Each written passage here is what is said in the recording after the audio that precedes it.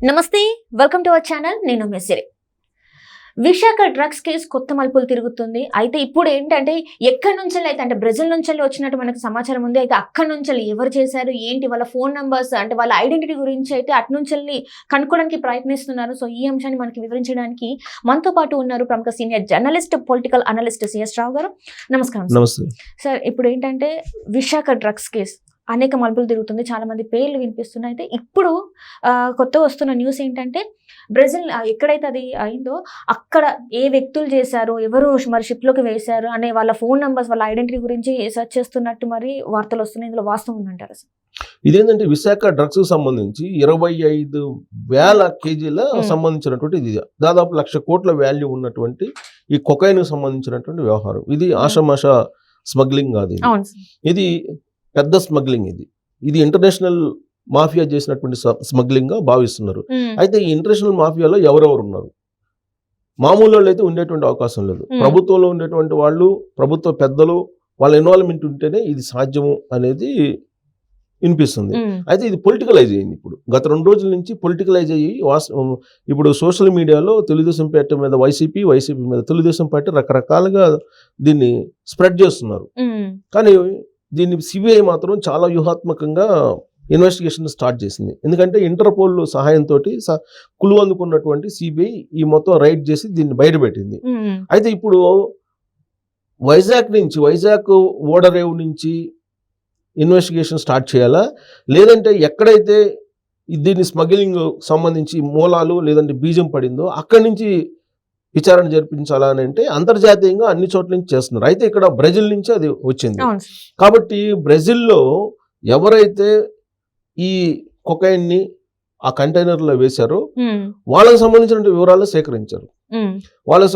సేకరించిన వివరాలు సేకరించి వాళ్ళ ఫోన్ నెంబర్లు, దానికి సంబంధించినటువంటి లావాదేవీలు ఇవన్నీ కూడా తీసుకుంటున్నారు అక్కడి నుంచి. అంటే ఇప్పుడు వాళ్ళు ఒకవేళ అక్కడ ఇంపోర్ట్ చేసినప్పుడు, అంటే ఆ కంటైనర్లో వేసినప్పుడు ఖచ్చితంగా ఇక్కడ ఎవరో ఒకరిని అప్రోచ్ అయితే అయి ఉండాలి కదా. దింపుకునే వాళ్ళు ఎవరైతే ఉన్నారో ఆ దింపుకునే వాళ్ళ ఫోన్లు వాళ్ళతో మాట్లాడి ఉంటారు కదా, అలాగే లావాదేవీలు కూడా చేసి ఉంటారు కదా. కాబట్టి ఇక్కడికన్నా కూడా ఇక్కడ కొంచెం పొలిటికలైజ్ అయింది కాబట్టి అటు నుంచి నరుక్కొని రావాలని చెప్పి ఇప్పుడు సిబిఐ రెడీ అవుతుంది. బ్రెజిల్లో ఎవరైతే కంటైనర్లో వేశారో వాళ్ళకి సంబంధించినటువంటి కంపెనీలు కానీ లేదంటే వాళ్ళకి సంబంధించినటువంటి ఫోన్ నెంబర్లు కానీ తీసుకొని డేటా కూడా తీసుకొని లావాదేవీలకు సంబంధించినటువంటి అంశాలు కూడా తీసుకొని అక్కడి నుంచి ఇన్వెస్టిగేషన్ స్టార్ట్ చేస్తుంది అనేది ఇప్పుడు మనకు తాజాగా తెలుస్తున్నటువంటి అంశం. ఆ ఇన్వెస్టిగేషన్లో భాగంగా వాళ్ళకి తెలిసింది ఏంటంటే ఏ ఓడలో అంటే ఏ నౌకలో దీన్ని అసలు ఈ కంటైనర్ని పెట్టారు, ఏ దేశానికి సంబంధించినటువంటి కంటైనర్ అది. ఆ యాంగిల్లో ఇన్వెస్టిగేషన్ చేసినటువంటి క్రమంలో ప్రాథమికంగా బయటపడింది ఏంటంటే చైనాకు సంబంధించినటువంటి నౌక అని తేలింది. సో ఆ నౌక చైనాకు సంబంధించిన నౌక.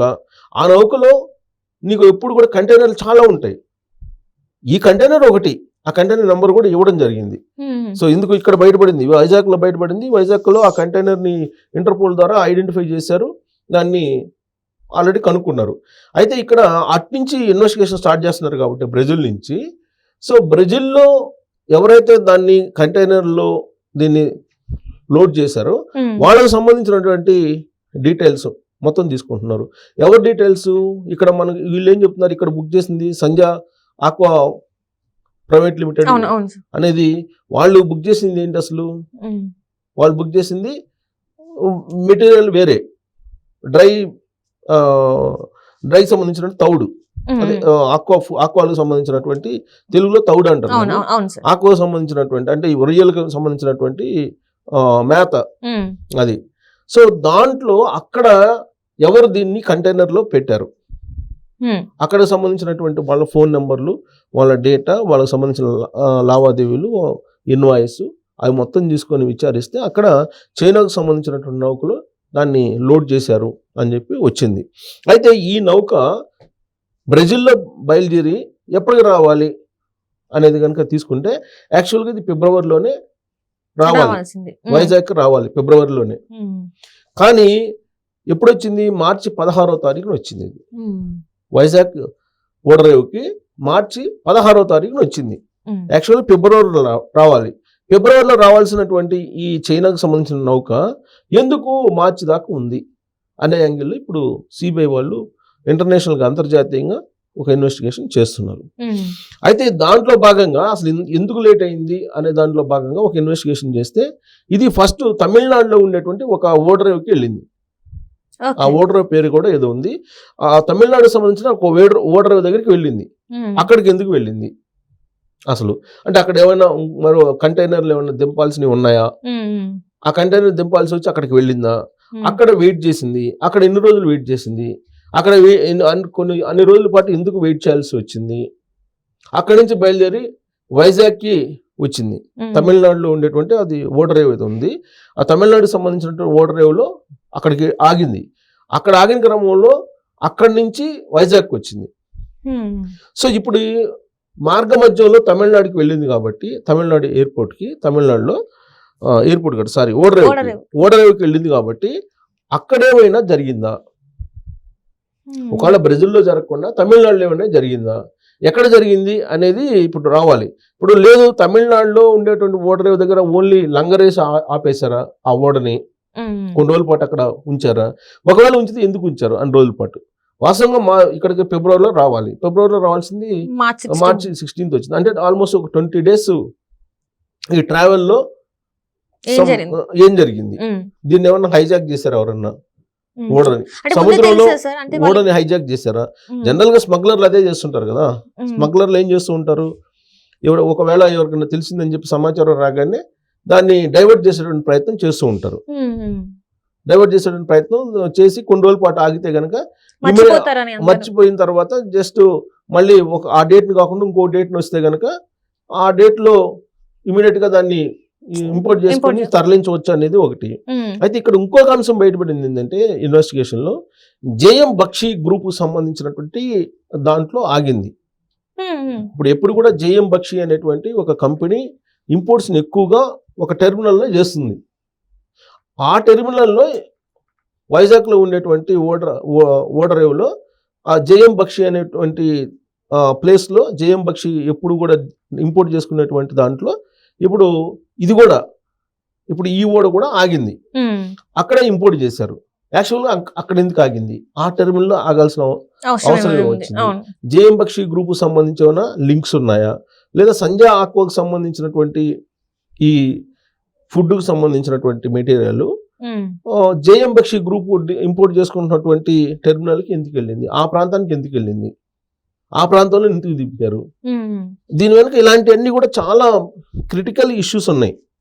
అందుకే అటువైపు నుంచి లాక్కొస్తున్నారు, బ్రెజిల్ నుంచి లాక్కొస్తున్నారు. ఇటువైపు నుంచి వెళ్లకుండా ఇన్వెస్టిగేషన్ ఎప్పుడైనా సరే ఎటువైపు నుంచి చేస్తే మనకి క్లారిటీ వస్తుంది అనేటువంటి ఒక అభిప్రాయం ఉంటుంది సిబిఐ ఆఫీసర్స్. అలాగే ఇప్పుడు ఇటువైపు నుంచి కాకుండా అటువైపు నుంచి వచ్చేస్తున్నారు. అటువైపు నుంచి వస్తున్నారు కాబట్టి ఒక్కోటి ట్రేస్ అవుట్ చేసుకుంటూ వస్తున్నటువంటి క్రమంలో ఈ కొత్త విషయాలు బయటపడ్డాయి. చైనాకు సంబంధించిన నౌక దాంట్లో బ్రెజిల్ నుంచి బయలుదేరింది. బ్రెజిల్ నుంచి బయలుదేరినప్పుడు అక్కడి నుంచే ఇదంతా ఫుడ్ తో పాటు ఈ కొకైన్ ని కూడా డ్రగ్స్ ని కూడా వేశారా, లేదా తమిళనాడుకి వెళ్ళింది, తమిళనాడు ఓడరేవుకి వెళ్ళింది, తమిళనాడు ఓడరేవుకి వెళ్ళినప్పుడు అక్కడ అన్ని రోజులు ఎందుకు ఉంది, అక్కడేమైనా దీన్ని మళ్ళా యాడ్ చేశారా ఇది కొకైన్ ని. అక్కడి నుంచి వైజాగ్ వచ్చింది, మార్చి 16వ తారీఖు వచ్చింది.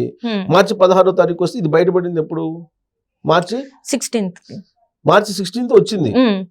మార్చి 18th బయటపడింది, అంతే కదా. మార్చి 18th బయటపడింది. 20th ఇది మొత్తం వ్యవహారం అంతా బయటకు వచ్చేసింది, మీడియాలోకి వచ్చేసింది. సో ఈ గ్యాప్ లో మొత్తం అసలు ఏం జరిగింది, ఎవరితో మాట్లాడారు, ఎవరికి అమౌంట్ ట్రాన్స్ఫర్ చేశారు, ఎంత ట్రాన్స్ఫర్ చేశారు, ఇప్పుడు దాన్ని అక్కడ ఎక్స్పోర్ట్ చేయడానికి వీళ్ళు ఇక్కడి నుంచి ఎంత పంపించారు, దీని వెనక మనీ లాండరింగ్ ఉందా, ఇవన్నీ కూడా ట్రేస్ అవుట్ చేస్తున్నారు.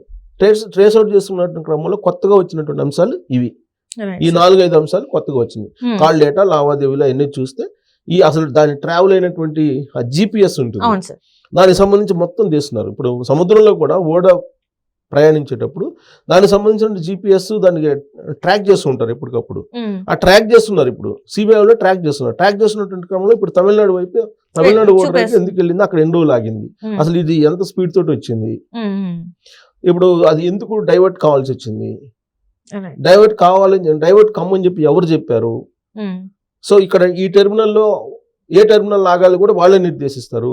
కానీ ఈ టెర్మినల్ ఎందుకు మారింది, ఇప్పుడు జేఎం బక్షి గ్రూప్లో ఎందుకు ఆడ ఇంపోర్ట్ చేశారు, దాన్ని దించుకున్నారు, ఆ మెటీరియల్ ఎందుకు తీసుకున్నారు, ఇవన్నీ కూడా ఇన్వెస్టిగేషన్ చేస్తున్నారు. ఇన్వెస్టిగేషన్ చేస్తే ఇది ఫైనల్ అయితే కనుక దీని వెనుక తెలుగుదేశం పార్టీ ఉందా లేదంటే వైఎస్ఆర్ కాంగ్రెస్ పార్టీ ఉందా తెలియటువంటి అవకాశం ఉంది. ఇది పక్కాగా అక్కడ జరిగినటువంటి పరిణామాలను కనుక చూస్తుంటే కనుక ప్రభుత్వంలో ఉండేటువంటి పెద్దల సహకారం లేకపోతే ఇది జరగదు అనేది ఒక ప్రాథమికంగా ఒక అభిప్రాయానికి రావచ్చు. ఇప్పుడు బ్రెజిల్ నుంచి ఇన్వెస్టిగేషన్ జరుగుతుంది కాబట్టి బ్రెజిల్తో సంబంధం ఉన్నటువంటి వాళ్ళు ఎవరైనా ఉన్నారంటే వైఎస్ఆర్ కాంగ్రెస్ పార్టీకి సంబంధించిన పెద్దలే ఉన్నారనేది తెలుగుదేశం పార్టీ కొన్ని ఫోటోలతో సహా విడుదల చేస్తుంది. సో ఎవరున్నారని తెలియాలంటే కనుక కొన్ని రోజులు ఆగాలి. కొంచెం ఆసక్తికరమైనటువంటి అంశాలు రోజు రోజుకి బయటకు వస్తున్నాయి దీంట్లో. ఇప్పుడు చైనా లింక్ ఉంది, మళ్ళా నౌక చైనాది కాబట్టి, సో ఇవన్నీ బయట రావాల్సింది. ఇవన్నీ కూడా కొంత మిస్మరైజింగ్ అంశాలుగా కనిపిస్తున్నాయి. Right, thank you so much sir. Thank you.